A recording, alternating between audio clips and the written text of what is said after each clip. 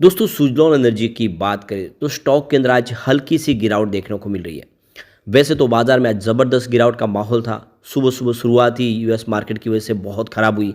700 point की गिरावट हमने सेंसेक्स में देखी, लेकिन बाजार कुछ रिकवर कर गया और इसके साथ ही सुज़लॉन के स्टॉक में भी बहुत ज़बरदस्त रिकवरी देखने को मिली।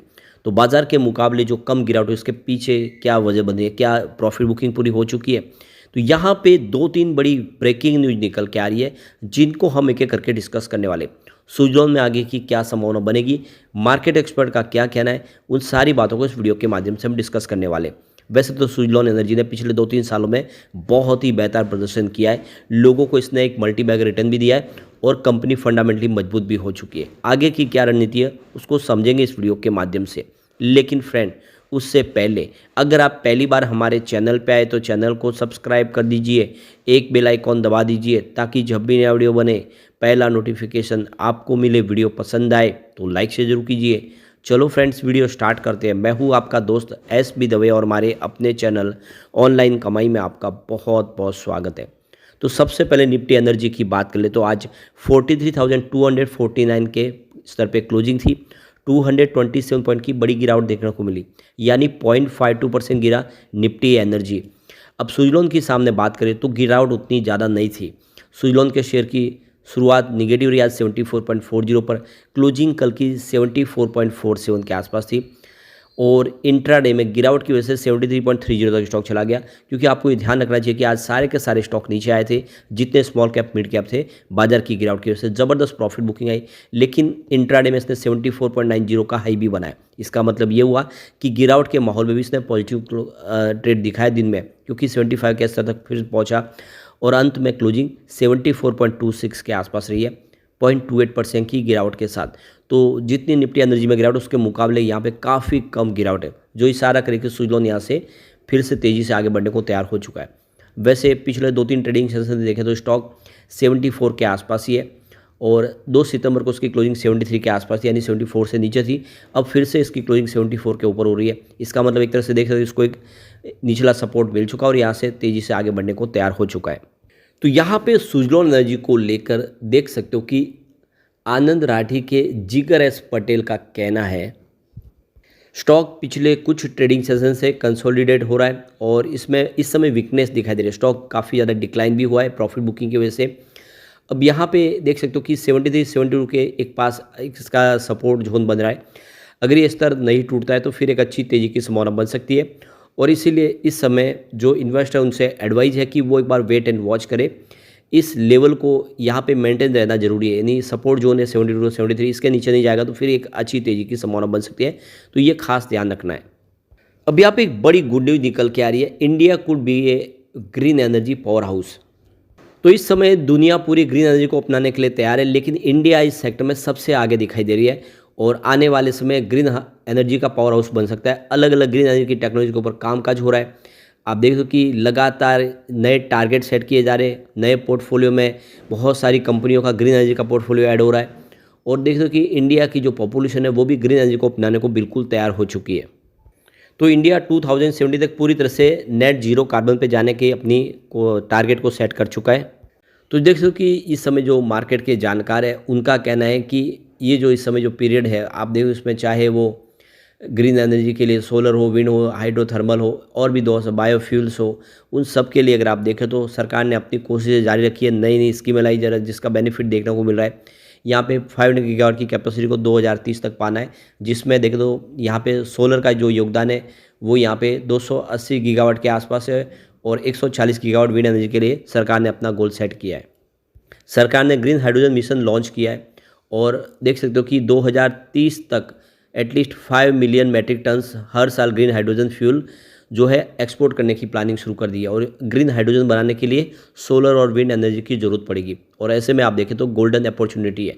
इसके अलावा देखें तो जो बड़ा फैसला लिया है स्टील और जो देख सकते हो कि मेटल इंडस्ट्रीज है वो भी अब ग्रीन स्टील के माध्यम से अपनी ऊर्जा की ज़रूरतों को पूरा करेंगे।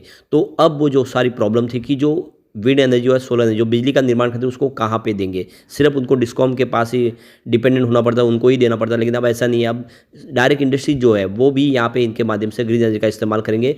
तो इनके लिए अब रास्ते खुल चुके हैं और जो ये सारा करेगा आने वाले समय प्रबल संभावना दिख रही है। इसके अलावा पे एक और बड़ी गुड न्यूज़ निकल के आ रही है, जैसे कि आपको पता होगा इरडा की जो शुरुआत है सरकार ने की है ग्रीन एनर्जी सेक्टर को फंड प्रोवाइड करने के लिए, फाइनेंस देने के लिए। इन्होंने यहाँ पे देखिए जो इरडा के चेयरमैन और मैनेजिंग डायरेक्टर है प्रदीप कुमार दास, उन्होंने मुलाकात की है स्टेट बैंक ऑफ इंडिया के चेयरमैन जो है चल्ला श्रीनिवासलू शेट्टी। अब दोनों की मुलाकात का जो मुख्य एजेंडा है कि ग्रीन एनर्जी सेक्टर में फ़ंड प्रोवाइड किया जाए। तो एसबीआई की मदद से देखें तो इरडा है जो इस सेक्टर के लिए जो प्रचुर संभावना है उसके लिए रास्ते तलाशे। अब आप देख सकते हो कि आने वाले समय में यह दोनों इंस्टीट्यूशन है जो सरकारी इंस्टीट्यूशन वो ग्रीन एनर्जी सेक्टर के लिए सपोर्ट देने को तैयार है। सरकार ने भी अब देखो कि बहुत सारी स्कीमें शुरू कर दी है, जिसमें आप देखें तो पीएम सूर्य घर मुफ्त बिजली योजना, पीएम कुसुम योजना, इसके अलावा ग्रीन एमएसएमई लैंडर स्कीम है, बहुत सारी और स्कीम है। इसके अलावा देखें तो विंड एनर्जी के टेंडर जारी किए जाए सरकार की तरफ से। ऐसे में फ़ंड की ज़रूरत पड़ेगी और इसीलिए अब देख सकते हो कि इरडा और एसबीआई मिलके इन सारे सेक्टर की कंपनियों के लिए फ़ंड प्रोवाइड करने का रास्ता तलाश रहे और ये बहुत बड़ी अपॉर्चुनिटी है सुजलॉन जैसे शेयर के लिए। सुजलॉन वैसे भी अब देखें तो जो पीएसयू कंपनियों के जो टेंडर जारी हुए हैं जिसमें एनटीपीसी शामिल है, उन पीएसयू को टेंडर भरने के लिए तैयार है और ये टेंडर सुजलॉन को मिल सकते हैं। उनके पास वो सारा अनुभव है और अब तो उनके पास फंड की भी कोई कमी नहीं है। ये जो मीटिंग है आप देखें तो इरडा और एसबीआई के चेयरमैन की, ये आने वाले समय में इस सेक्टर को बहुत बड़ा सपोर्ट दे सकती है। इस समय सबसे ज़रूरत है पैसों की, फंड की। और अब आप देख सकते हो कि इरडा यहाँ पे देख सकते हो कि एसबीआई के साथ में एक एमओयू साइन करके आने वाले समय फाइनेंशियल सपोर्ट दे पाएगा। इससे पहले भी अगर आपको तो इरडा ने बहुत सारे एमओयू साइन किए जिसमें Punjab National Bank, Bank of Baroda, Bank of India, Union Bank of India, India Infrastructure Finance Company Limited और इसके अलावा Bank of Maharashtra, Indian Overseas Bank, इन सब के साथ में इनके एमओयू साइन हो चुके हैं। यानी आने वाले समय में इरडा को फंड मिलेगा पूरी तरह से और उस फंड का इस्तेमाल होगा ग्रीन एनर्जी सेक्टर की कंपनियों को मजबूती देने के लिए और ये बहुत बड़ी गुड न्यूज़ है। आने वाले समय इसका बेहतर एक प्रदर्शन हमें देखने को मिलेगा इस सेक्टर के लिए। एक जो अपडेट निकल के आ रही है वो थोड़ी सी चिंताजनक है। इंडिया रिन्यूएबल सेक्टर के लिए इस समय जो सबसे बड़ी प्रॉब्लम है लीडरशिप टैलेंट की, यानी जो ऊपर की जो लीडर टीम है वो इतनी पावरफुल नहीं, इतनी नॉलेज वाली नहीं है। अगर आप देखें तो इंडिया में जो वाटर टैलेंट स्टडी ने जो रिपोर्ट जारी की है कि जो ऊपर लेवल के चाहे सीईओ हो, सीएफओ हो, उसमें अभी भी कमी है, उतने अनुभवी व्यक्ति नहीं है, जिसकी वजह से इन कंपनियों को जो गोल अचीव करने में बहुत सारी मुसीबतें झेलनी पड़ रही है। तो इस समय टैलेंट की कमी है और एक मजबूत टैलेंट टीम तैयार करनी चाहिए। जो जितनी ग्रीन एनर्जी सेक्टर की कंपनियां, उनको एक मजबूत लीडर की ज़रूरत है। तो आने वाले समय जो इंडिया का गोल है वो अचीव हो सकता है। तो ये जो रिपोर्ट जारी की गई है वाक वाटर टैलेंट की तरफ से यही कह रही है कि अभी भी लीडरशिप की कमी है, लेकिन सुजलॉन के लिए वो चिंता की बात नहीं है। सुजलॉन के लिए अगर आप देखें तो दोनों भाई गिरीश तांती हो या विनोद तांती, उन्होंने पहले ही कदम से कदम मिला के तुलसीदास जी का साथ दिया, उनके पास अनुभव है। इसके अलावा उनके जो सीएफओ है हिमांशु मोदी या फिर सीईओ जेपी चलसानी, उनके पास भी काफ़ी एक्सपीरियंस है। ये एक मजबूत टीम है जो आने वाले समय सुजलॉन को ऊंचाई पे लेके जा सकते हैं और लगातार उनको रिपीट ऑर्डर मिल रहे हैं। सभी उनके क्लाइंट उनसे खुश है। यहाँ पे फंडामेंटल बहुत अच्छे है। इस समय देखें मार्केट के 1,364 करोड़ के आसपास है सुजलॉन का एक मजबूत प्रबल दावेदार कंपनी बन चुकी है। करंट प्राइस की 74.20 की है, लो 21.70 का और हाई 84.40 का, यानी अपने निचले लेवल से काफ़ी ज़्यादा दौड़ चुका है स्टॉक और ऊपर के लेवल से करेक्ट भी हो चुका है, यानी एंट्री का मौका बन रहा है। स्टॉक का पी जरूर इससे ज़्यादा है, 109 के आसपास है, लेकिन अगर हम इसके पेयर कंपनियों की तुलना करें तो सबके पी ज़्यादा ही है, इससे ज़्यादा है, कोई चिंता की बात नहीं है। बुक वैल्यू 2.91 रुपीज़ है। डिविडेंड यहाँ पे कंपनी में दिया नहीं, 2025 से डिविडेंड देने की संभावना बन सकती है, ये सीएफओ की तरफ से कहा गया है। आरओसी इसका 24.90% है जो काफ़ी अच्छा है और आरओई 28.80% है और इसकी फेस वैल्यू 2 रुपीज़ है। तो फंडामेंटल काफ़ी अच्छे है। सबसे बड़ी बात है कंपनी ने लगातार अपने डेट को कम करके ऑलमोस्ट डेट फ्री कर दिया है कंपनी को। इसके अलावा पिछले 5 साल का CAGR 19.7% के आसपास है, यानी कंपनी अंदर से भी मजबूत हो चुकी है। ऐसे में एक अच्छा मौका है लॉन्ग टर्म के लिए निवेश करने का। आने वाले इसमें सुजलॉन मालामाल कर सकता है, लेकिन फ्रेंड कोई भी इन्वेस्टमेंट करने से पहले अपने फाइनेंशियल एडवाइजर्स बड़े ले ले या अपना खुद का रिसर्च करें, क्योंकि मैंने वीडियो आपके एजुकेशनल पर्पज़ के लिए ही बनाए। वीडियो पसंद आए तो लाइक से जरूर कीजिए और चैनल को सब्सक्राइब कर दीजिए। Thank you friends.